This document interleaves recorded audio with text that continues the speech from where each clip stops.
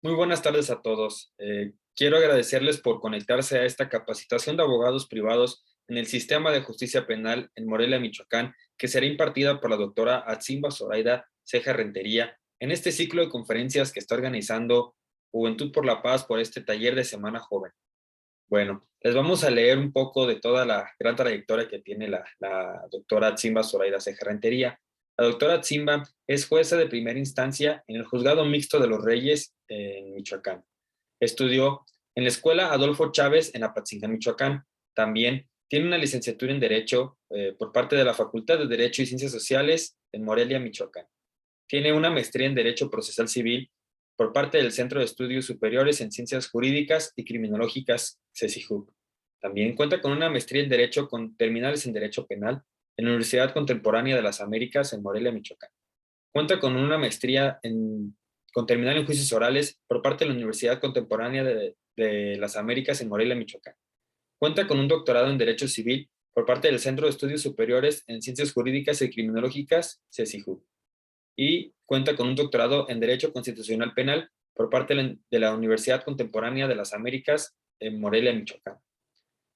Los cargos que ha tenido al interior del Poder Judicial de Michoacán ha sido comenzando por actuario del Juzgado Primero Civil en La Piedad, secretaria de Juzgado de Primera Instancia en el Juzgado Primero Civil de La Piedad, secretario de Juzgado de Primera Instancia en el Juzgado Civil de Pátzcuaro, secretario de Juzgado de Primera Instancia en el Juzgado Primero Civil de La Piedad, secretario de Juzgado de Primera Instancia en el Juzgado Primero Civil de La Piedad.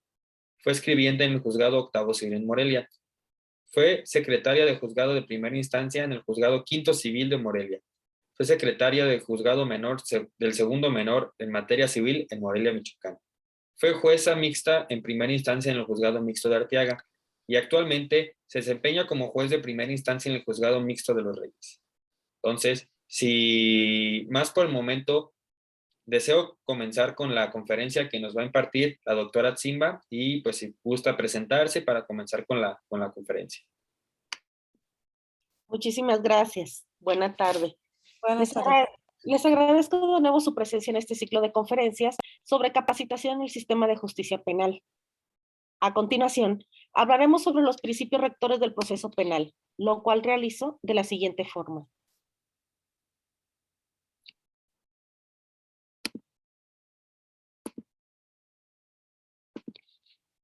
Los principios rectores del proceso penal son la inmediación, de conformidad con lo dispuesto en el artículo 9 del Código Nacional de Procedimientos Penales. Este exige que toda audiencia se desahogue en presencia del juzgador y que las partes que deben intervenir en la misma, sin que en ningún caso puedan delegar esa función. Por lo tanto, el tribunal que dicte sentencia formará su convicción como resultado de la apreciación del material probatorio reproducido en su presencia, y la prueba que se haya desahogado de otra manera no tendrá valor para resolver en definitiva. El principio de concentración se encuentra establecido en el artículo 8 del Código Nacional de Procedimientos Penales, donde se ordena que toda audiencia se ha de desahogar en un mismo día o en días consecutivos hasta su terminación. También se hace referencia a la obligación que se tiene de desahogar la mayor cantidad de actos procesales en el menor número de audiencias posibles. El principio de continuidad se encuentra definido por el artículo 7 del Código Nacional de Procedimientos Penales, que ordena: las audiencias se llevarán a cabo de forma continua, sucesiva y secuencial, salvo los casos excepcionales previstos en este código, por lo que se procurará que las audiencias no se vean interrumpidas, salvo expresas o muy limitadas excepciones. El principio de contradicción. Este principio se encuentra señalado en el artículo 6 del Código Nacional de Procedimientos Penales, que las partes tienen derecho a que las partes podrán conocer, controvertir o confrontar los medios de prueba, así como oponerse a las peticiones y alegatos de la otra parte, salvo lo previsto en este código. El principio de publicidad. Este principio se encuentra establecido en el artículo 5 del Código Nacional de Procedimientos Penales, que posibilita y da derecho a que no solo las partes se encuentren presentes en las audiencias, sino cualquier persona que quiera ingresar en calidad de público, así como también los integrantes de medios de comunicación, pero sujetos a las restricciones constitucionales del Código Nacional de Procedimientos Penales y a las regulaciones de los tribunales. A través de este principio, la sociedad en general podrá evaluar el desempeño de los operadores de justicia y de la eficiencia del sistema de justicia penal. La oralidad. Es considerada como el instrumento plataforma en que descansa el sistema de justicia y donde se pueden materializar los principios antes mencionados. Los principios rectores. El proceso penal acusatorio y oral se rige por los siguientes principios. Publicidad. Todas las actuaciones serán públicas salvo las excepciones que se establezcan en la ley para proteger la integridad físico-psicológica de las personas que deban participar en la audiencia o cuando se ponga en riesgo la revelación indebida de datos legalmente protegidos. Contradicción. Las partes podrán debatir los hechos y argumentos jurídicos, normativos y jurisprudenciales de la contraparte y controvertir cualquier medio de prueba, para lo cual podrá hacer comparecer, interrogar o en su caso contrainterrogar a los testigos y peritos pertinentes. Concentración. Las partes podrán debatir los hechos y argumentos jurídicos, normativos y jurisprudenciales de la contraparte y controvertir cualquier medio de prueba, para lo cual podrán hacer comparecer, interrogar o en su caso contrainterrogar a los testigos y peritos pertinentes. Concentración. La presentación, recepción y desahogo de las pruebas, así como todos los actos de debate, se desarrollarán ante el juez competente y las partes, en una audiencia continua, sucesiva y secuencial, salvo casos excepcionales previstos en la ley. Continuidad. Las audiencias no se interrumpirán, salvo en casos excepcionales previstos en la ley. Inmediación. Los jueces tomarán conocimiento personal de materia probatorio introducido en la audiencia y escucharán directamente los argumentos de las partes, con la presencia ininterrumpida de los sujetos procesales que deban participar en ella, salvo los casos previstos en la ley para la prueba anticipada. Principios del procedimiento. Estos principios son aquellos que regulan fundamentalmente las formalidades y actuación procesal que deben observarse. Estos principios son celeridad procesal, publicidad, oralidad, inmediación, identidad física del juzgador, concentración, continuidad y pluralidad de instancias. A continuación, analizaremos cada uno de estos principios. El principio de celeridad procesal. La celeridad procesal aparece como un principio dirigido a la actividad judicial, sea del órgano jurisdiccional como del Ministerio Público, a fin de que las diligencias se realicen con la prontitud debida, dejando de lado cualquier posibilidad que implique demora en el desarrollo y continuidad del procedimiento.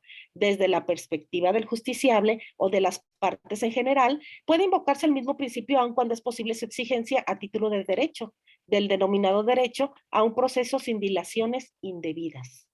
Esto último se desprende del artículo 17 constitucional segundo párrafo, el cual precisa que toda persona tiene derecho a que se le administre justicia por tribunales que estarán expeditos para impartirla en los plazos y términos que fijen las leyes, emitiendo sus resoluciones de manera pronta, completa e imparcial. Su servicio será gratuito, quedando en consecuencia prohibidas las costas judiciales.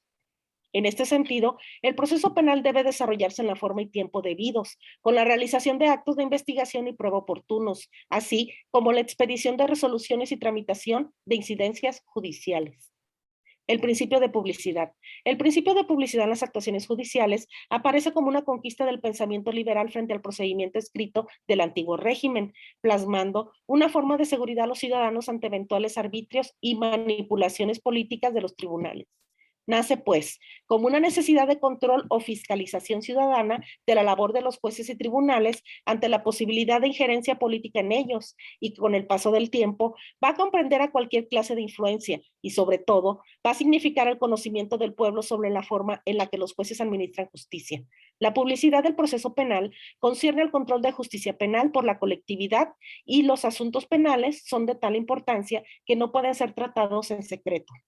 Frente a ello, el artículo 20 constitucional en su primer párrafo señala que uno de los principios que rige el proceso penal es la publicidad.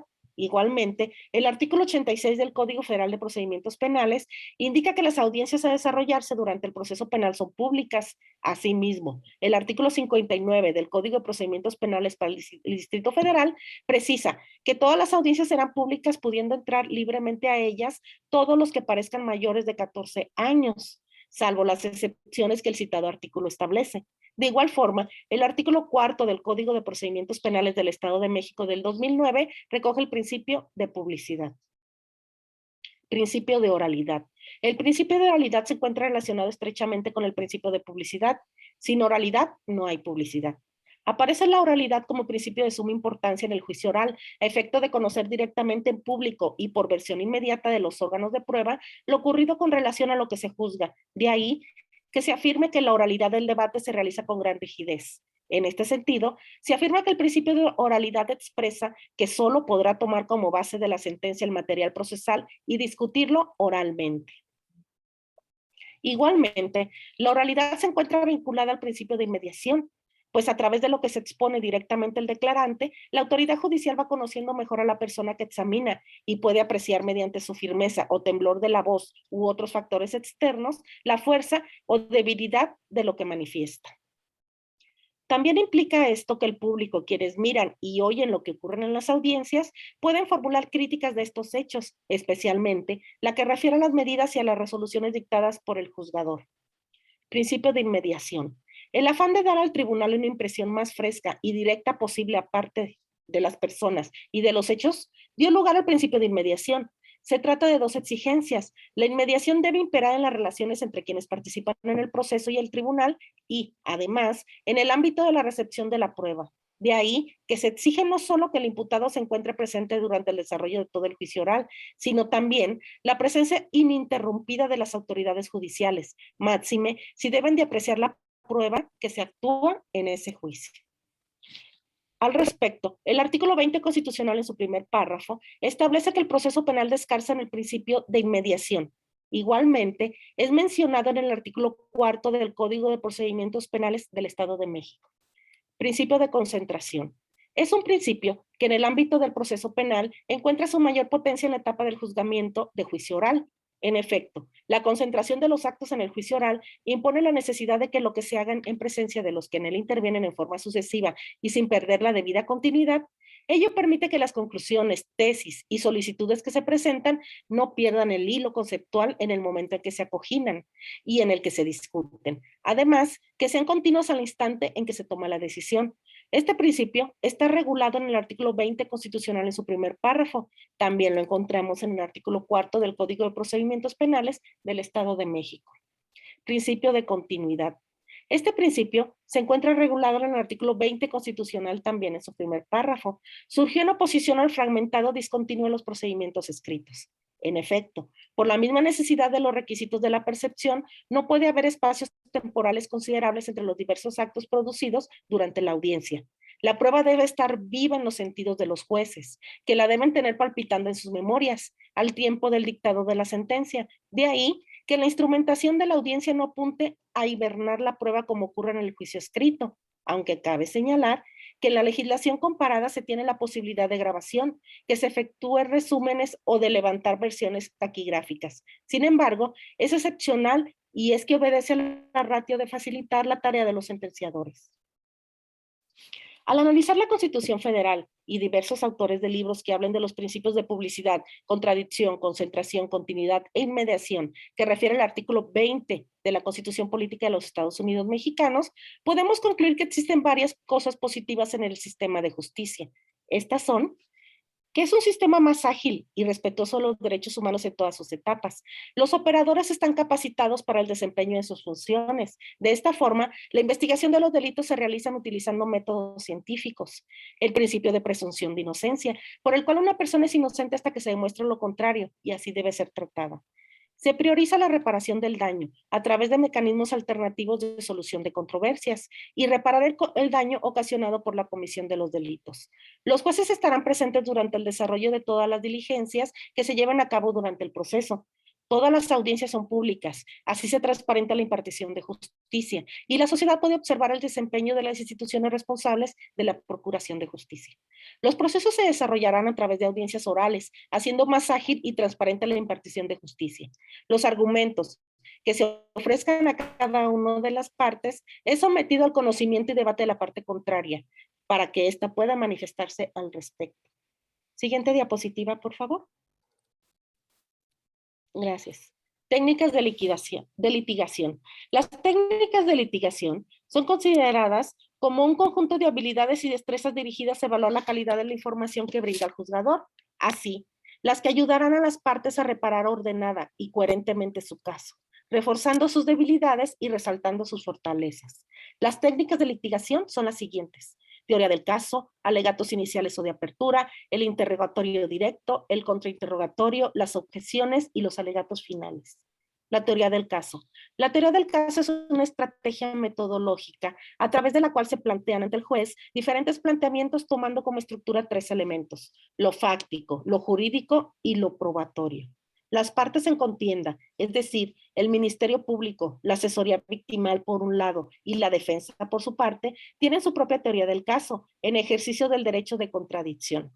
El objetivo de la teoría del caso es que al representar una de las partes dentro de un procedimiento penal, se elabora una teoría del caso con el objeto de definir metas, defendiendo los intereses que cada quien representa. Los elementos de la teoría del caso son tres. Son la teoría fáctica, la teoría probatoria y la teoría jurídica. La elaboración de la teoría del caso. Se debe de indicar la teoría fáctica, la teoría probatoria y la teoría jurídica. Se debe establecer de manera escrita en la cual los hechos en su conjunto estén bien determinados en sus circunstancias de tiempo, modo y lugar. Es decir, las circunstancias espaciotemporales del hecho que se considera como la verdad de lo que pasó. En este caso, se debe determinar las fortalezas y debilidades probatorias, o bien, si se tiene algún hecho o alguna proposición fáctica en la cual se tenga el suficiente material probatorio. Para ello, se debe elaborar la teoría del caso desde el punto de vista muy objetivo, evitando hacer confusa, para que sea fácil de entender y realista, evitando cualquier fantasía para tener mayor probabilidad de éxito. La siguiente diapositiva, por favor. Los alegatos iniciales. Es la primera oportunidad de presentar cada caso ante el tribunal de enjuiciamiento, lo cual es muy importante y se debe de aprovechar. A partir de ese momento se presenta como la verdad de los hechos ocurridos y se va a probar con los medios de convicción que se van a presentar. En estos alegatos se indicará qué es lo que se va a probar en el desarrollo del juicio, por eso se llaman promesas probatorias. Los alegatos iniciales o de apertura también han sido definidos como la narración que las partes hacen al tribunal de enjuiciamiento para expresar desde su punto de vista su teoría del caso, cómo ocurrieron los hechos, cómo se probará lo ocurrido y la clasificación jurídica que le corresponde. La finalidad de los alegatos iniciales es generar una guía o estructura de trabajo que se va a presentar, destacando los puntos importantes a los que se debe de prestar atención en el desfile probatorio de su parte y las consecuencias jurídicas que corresponden de acuerdo a los hechos que lograrán probarse. Los alegatos iniciales de la contraparte, aquí se debe de poner mucha atención en esta exposición. ¿Por qué? Porque los hechos que señalan es lo que se va a acreditar en juicio. Lo que señale la contraparte se acreditará con los medios de convicción que se van a ofrecer. El interrogatorio directo.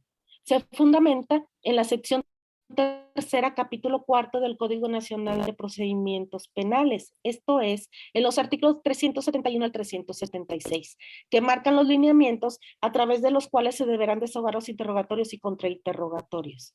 El primero, porque marca el desarrollo del interrogatorio, es decir, la forma en la que se debe de desahogar el examen de los testigos.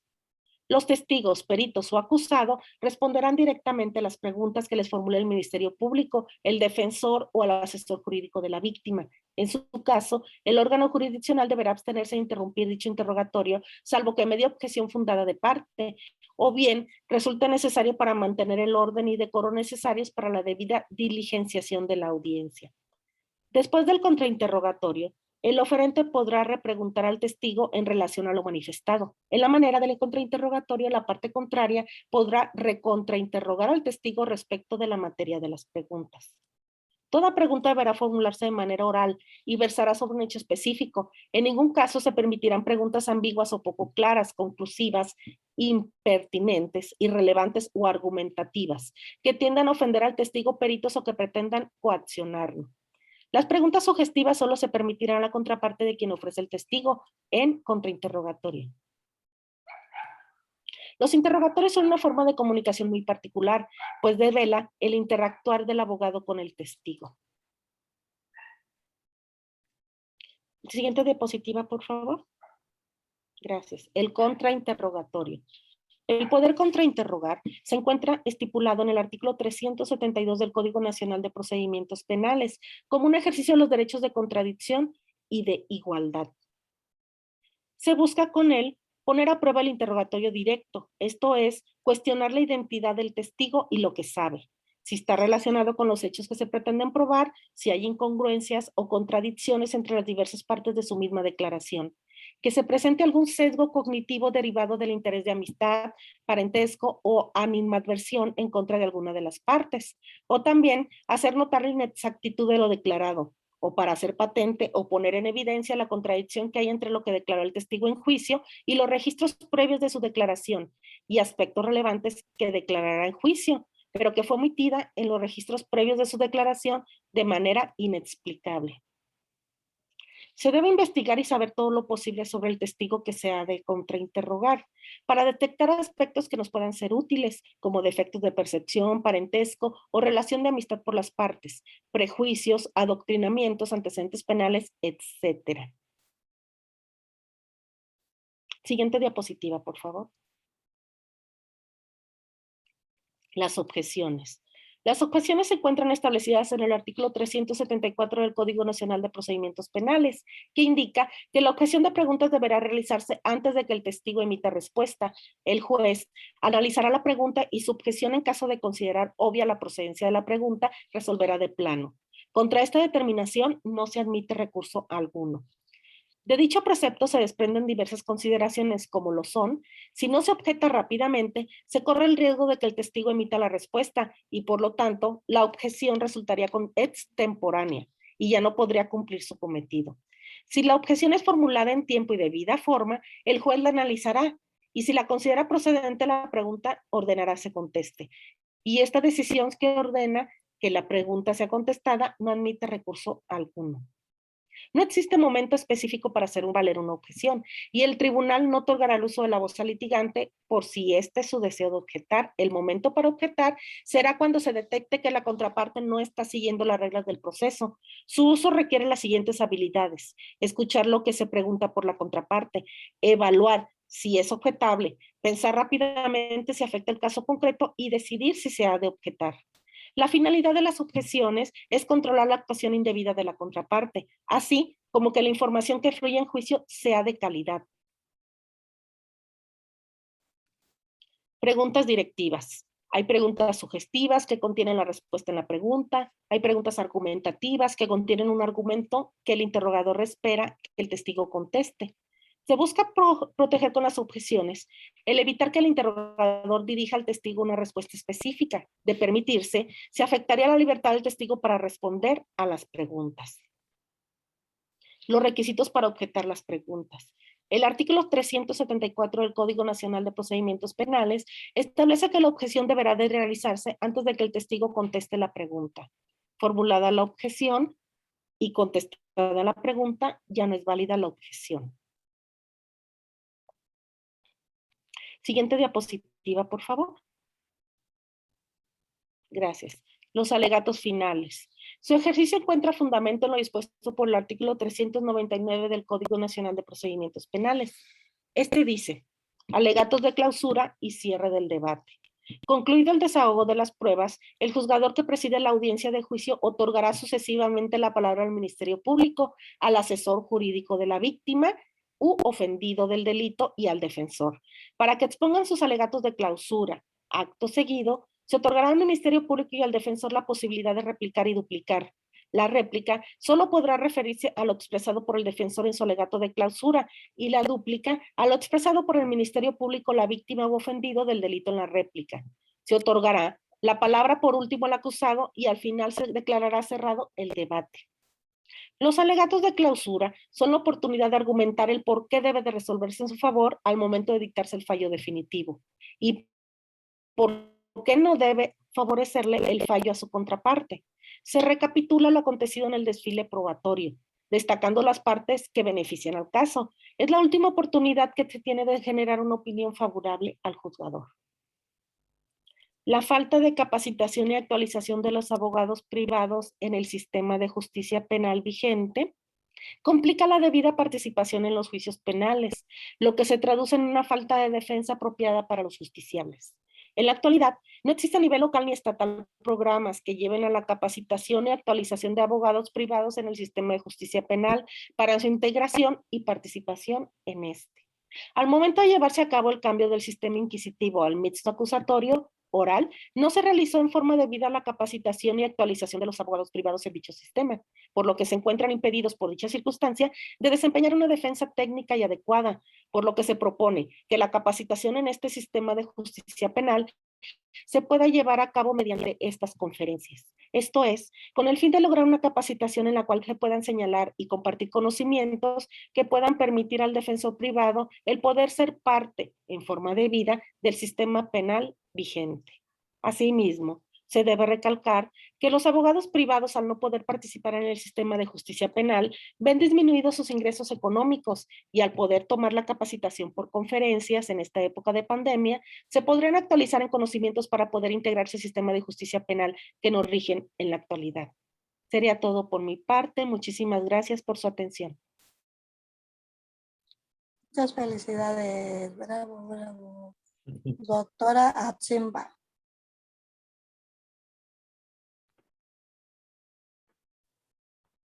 Muchas gracias. Muchísimas gracias, doctora Atsimba. Voy a dejar de compartir pantalla.